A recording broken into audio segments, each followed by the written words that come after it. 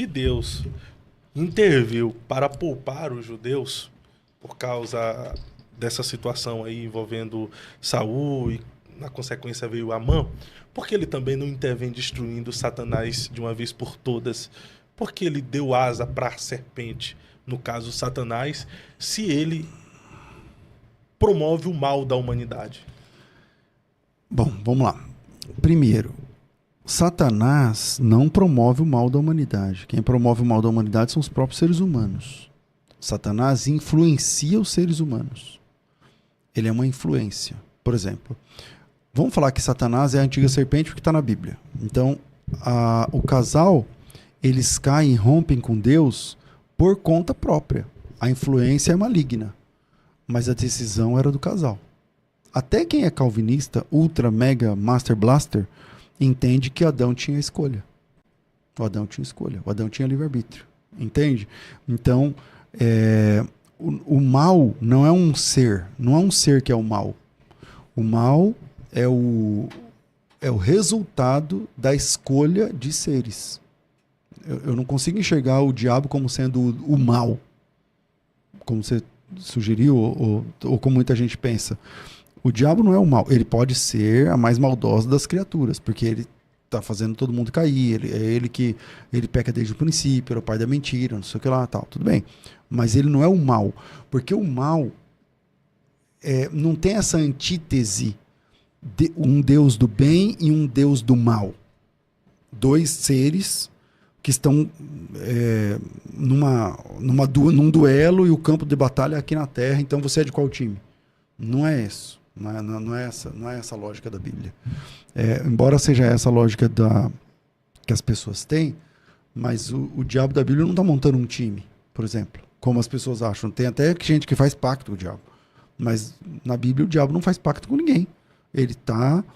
A lógica de Satanás não tem para mim, então não tem para ninguém. Quem eu conseguir derrubar, eu vou derrubar. Ele só quer derrubar mesmo. Não está montando uma equipe que as pessoas falam que tem até no inferno, com mesas, reuniões, não sei o que o diabo fica lá no inferno fazendo uma reunião para dominar o mundo, não sei o que.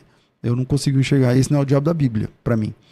Mas, voltando no assunto, por que o diabo não é destruído? Então, ele não é o mal em si. Mas é a influência de todo o mal. Mas ele influencia. Ele influencia. Mas o mal mesmo...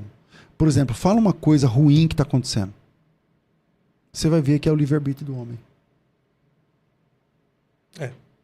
Para e pensa. Você vai ver que é o homem ali mesmo.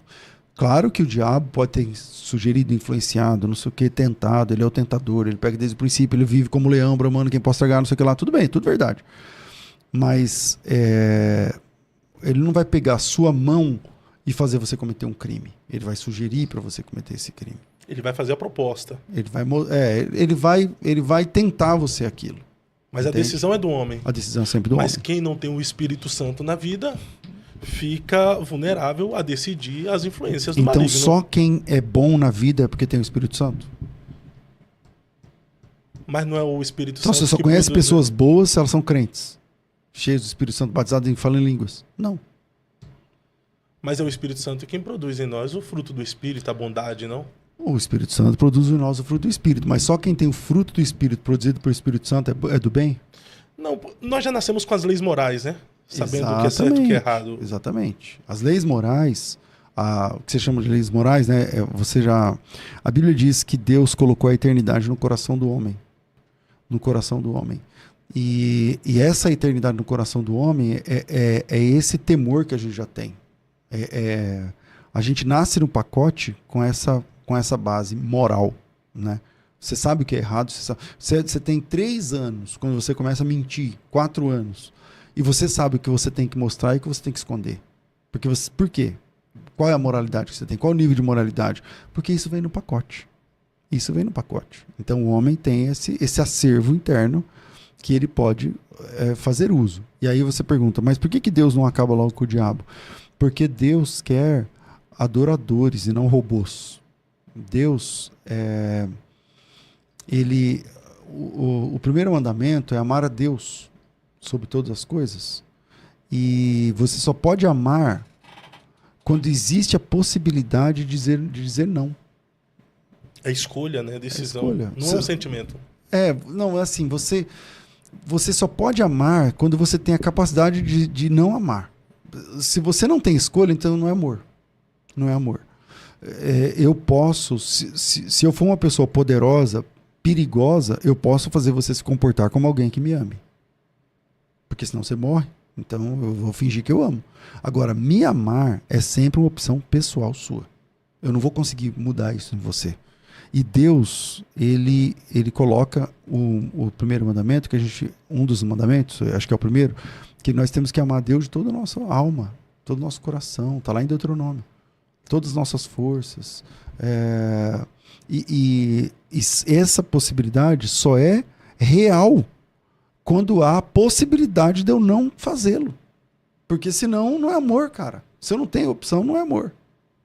Então amar a Deus também é uma escolha, né? É uma decisão escolha. de amá-lo. É uma escolha. Não é um sentimento. Exatamente. É porque eu fiz essa pergunta, o porquê Deus não destrói Satanás de uma vez por todas, porque ainda que ele não seja o promotor de todos os males, mas pode ser a influência, a tentação que leva o homem a fazer o mal. Para Saul, ele mandou destruir todos os amalequitas, até as crianças. Ele tendo o poder, Deus tendo o poder de destruir Satanás, que promove através das tentações, através das propostas, o mal. Então, por que ele não destrói Satanás de uma vez por todas? E quem criou Satanás? Aí surgem outras perguntas que então, vai se tornando complexa. Vamos por parte. Pode ficar complexo, mas vamos por parte. Tá. Deus criou um homem. O nome dele era Adão. Do Adão, Deus lhe proporcionou a esposa, que vem de Adão. Esse casal tem 2 filhos. O Caim, o mais velho, e depois Abel. São 4 seres humanos. Quem caiu primeiro foi o casal, por influência do demônio, do diabo. Ok. Mas depois, o Caim matou o Abel. Foi o diabo. Não. Você tá entendendo? Veja, Mas vai matar o outro. Quer dizer, 25% da população mundial é dizimada. Porque só tem 4, um matou. 25% da população acabou. Destruída já. Destruída, exterminada, num golpe. E veja, e não é uma influência maligna, é uma influência do que eu vou chamar aqui da queda. Uma vez que o homem caiu, Fábio, quando nós caímos em Adão, né? Quando o homem caiu, você lembra a primeira coisa que acontece depois da queda?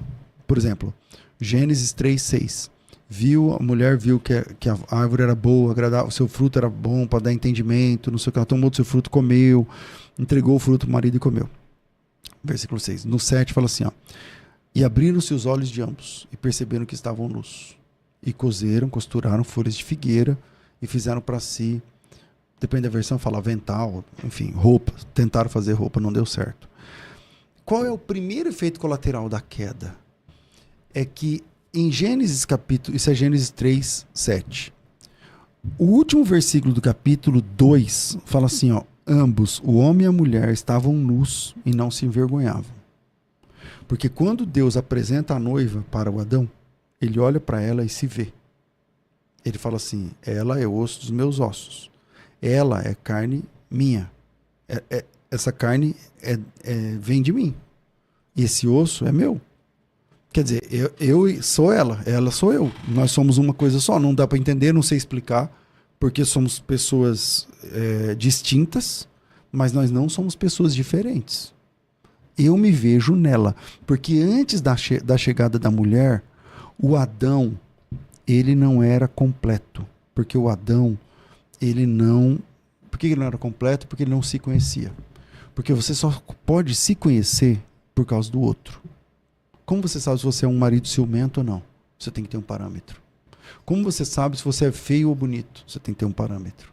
Como você sabe se você é humilde ou um cara cheio de si? Você tem que ter uma base. A gente só se conhece no outro. É olhando para você que eu aprendo como eu sou. E o Adão, ele conhecia tudo da biologia animal, mas ele não se conhecia. O Adão não falava no plural. O Adão não falava vamos, temos, podemos. Ele era avulso. Quando chega a mulher, ele falou assim, essa agora é osso dos meus ossos, é a carne da minha carne.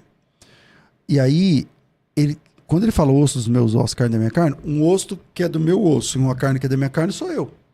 Ou seja, eu e ela somos uma pessoa só. Não é uma pessoa só. A palavra melhor é eu e ela somos uma unidade. Porque Deus fez o homem à imagem e semelhança. Por que tem a ver com semelhança? Porque Deus é uma unidade composta. Por isso ele fala no plural. O homem torna-se semelhança de Deus quando ele se torna uma unidade composta também. Assim como o Pai, o Filho e o Espírito Santo formam uma unidade, o homem e a mulher se tornam uma unidade. Nenhum animal consegue fazer. Um cachorro e uma cadela junto não é uma unidade. Não acontece isso no reino dos anjos. 2 anjos juntos, 2 ou 3 anjos em nome de Jesus juntos não é uma unidade. Mas o ser humano consegue manifestar unidade. Por quê? Porque é assim que o ser humano foi criado. Um vem de dentro do outro. Isso não acontece com os anjos. Cada anjo é uma unidade. E quando Deus fez o homem, eu não estou enrolando para responder a pergunta. Quando Deus fez o homem, perguntas complexas, respostas complexas, né? Quando Deus fez o homem, eu não sei se você já parou para lembrar ou pensar, a mulher não se chamava Eva. Ela vai se chamar Eva depois da queda. Quando Deus fez o homem, um nome só dava para os dois. Na Bíblia. Na Bíblia. Quer ver? Lê aqui Gênesis 5. Este é o livro da genealogia de Adão. No dia em que Deus criou o homem, à semelhança de Deus o fez. Homem e mulher os criou. A semelhança o fez. Homem e mulher. Homem e mulher. Os criou e os abençoou. E lhe chamou pelo nome de Adão. E lhe chamou pelo nome de Adão. Eva e Adão tinham o mesmo nome. A mulher vai se chamar Eva depois da queda. Por quê? A primeira coisa que acontece depois da queda é que um começa a se esconder do outro. A unidade humana é quebrada. E aí Deus... Antes da queda, quando Deus chegava no jardim e falava Adão, porque a palavra Adão em hebraico, Adam, também significa humanidade. Quando Deus chegava no jardim e falava Adão, o casal vinha falar com Deus. Deus começa a tratar separadamente o casal na queda. Na queda que Deus fala assim, só para o homem, ó, maldito será, sei o que lá, para a mulher é assim, para a serpente é assado. Porque antes nós tínhamos uma unidade. Tanto que quando Adão olha para a mulher a primeira vez, que o nome dela não era Eva, ele fala assim, eu e ela somos a mesma coisa. E aí o último versículo do capítulo 2 é lindo. Os dois estavam nus e não tinham de que se envergonhar, não tinham que esconder um do outro. Mas no primeiro momento da queda, o que acontece? De repente o homem não quer mais mostrar tudo para a mulher. E de repente a mulher também não quer mostrar tudo para o homem. E nós estamos falando só sobre nudez. Porque aí, quando entra o pecado, a primeira coisa que fala é assim, ó, e abriram-se os olhos de ambos e perceberam-se nus. Ou seja, de repente o Adão fala assim, tá, você não vai ver tudo de mim.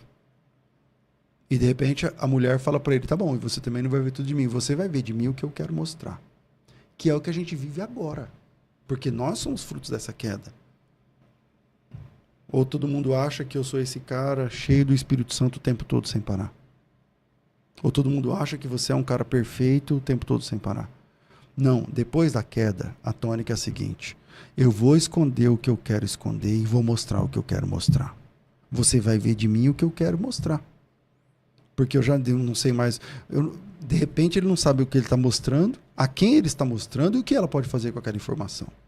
E ela também não sabe o que ela está expondo, a quem está expondo e o que ele pode fazer com aquela informação. Então qual que é a temática? Eu vou esconder e você vai ver de mim o que eu quero. O que eu vou revelar, você vai saber. Você vai saber o que eu quero revelar. E aí a nossa geração é a geração que paga terapia e mente para o terapeuta. Porque você chega no terapeuta, você vai falar tudo. Você não vai falar tudo, você vai falar o que importa. Você vai falar o que você quer falar. Você vai mostrar o que você quer mostrar. Você acha que você sabe tudo do seu melhor amigo? Não sabe.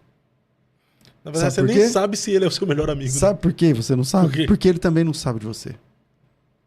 Você fala que você é melhor amigo, mas você também não fala tudo para ele.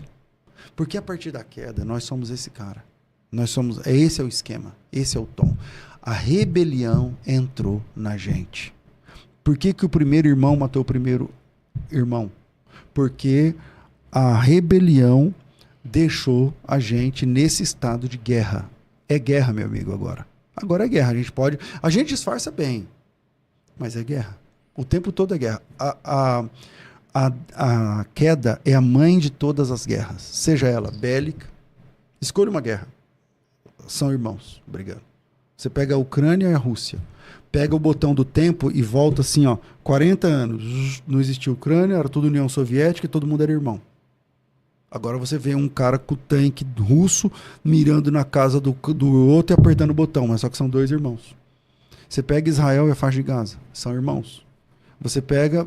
Escolha uma guerra, seja ela bélica, seja ela política, direita e esquerda, seja, cara, racial, preto e branco, pobre e rico, nordestino e sudestino. Escolha uma guerra e eu te mostro que são irmãos. Brigando por bobagens o tempo todo porque estamos em estado de guerra. E a guerra quebrou a unidade humana.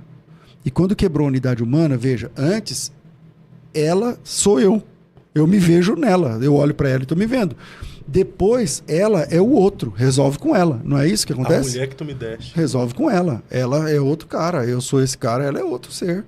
Mas antes, Deus um nome só dava para os dois. Agora, cada um resolve o seu. Depois, não. Primeiro, eu e ela somos um. Depois, eu sou eu, ela é ela. Então, ela é o outro.